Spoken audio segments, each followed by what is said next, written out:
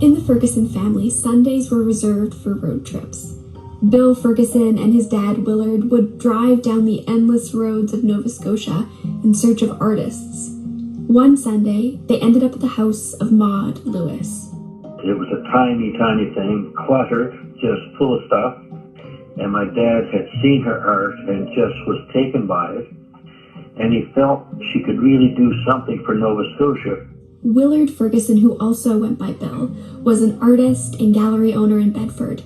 He saw something special in Lewis's bright colors and joyful scenes, and he struck a deal with her to reproduce some of those images. He had an agreement signed by a lawyer working for Stanfield's firm in Truro, and he had produced postcards, and then he had a later setup where he could reproduce her art but not sell it in her county. 60 years later, some of Willard Ferguson's silkscreen prints are resurfacing. You can still kind of see the pencil marks from how it was all hand cut. It's very rough, but these are definitely my favorites. Chad Brown recently bought more than 200 of them from a member of the Ferguson family. These reproductions were made by hand between about 1962 and the mid-1990s.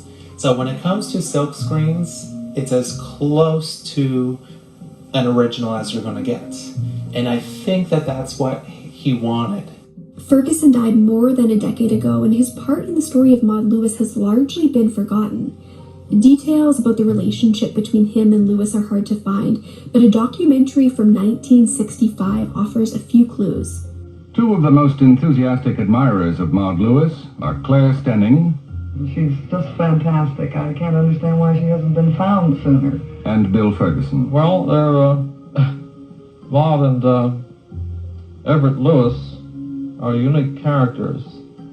Although Nova Scotia is full of characters, these are quite unique among characters. They frame Maud Lewis paintings and sell them for $10, and have arranged with her to print reproductions of some of her work. Back in the early 1960s, Lewis was selling her paintings for just $5. It cost more than that to make the prints, and they were priced between $15 and $25. This meant Ferguson never made much money from his prints, and it doesn't appear that Lewis ever received royalties. It was a job. He made money in other ways, but there wasn't that much made because he had a lot of prints made. He wanted to promote her, help her, and but also I'm sure he was in business for himself to also make money. And this is where he needed her to raise the price for real paintings, because he felt she could sell them at a higher price. Like people were picking them up very, very cheap.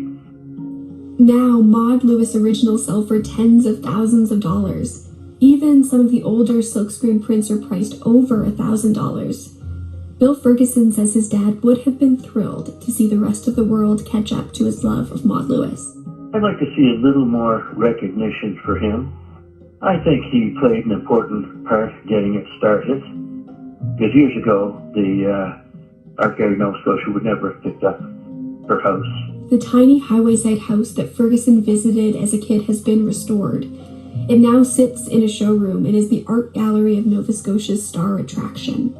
The gallery now has the copyright to reproduce her work, and a thriving business has built up around Maud Lewis. But Bill Ferguson still remembers what it was like to see her colorful and unassuming style long before she became a folk artist icon. The whole idea with art, it should be something you enjoy, not just something you feel has a value. Some people look at a painting, oh, that's made by so-and-so, that's worth so many $1 million.